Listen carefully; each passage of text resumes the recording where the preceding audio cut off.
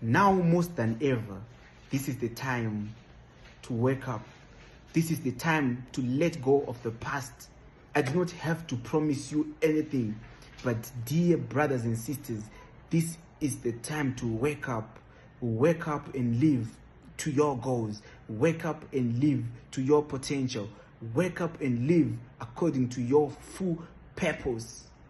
Wake up and live a life of meaning.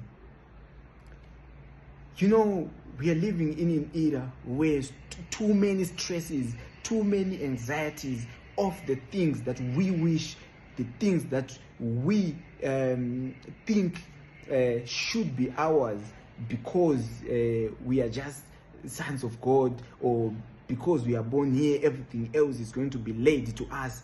But man up, get up, start living your dream right now. Don't dream your life away. Don't let your life be a life of dream, because one day you wake up and you see that I am behind and everyone else has gone.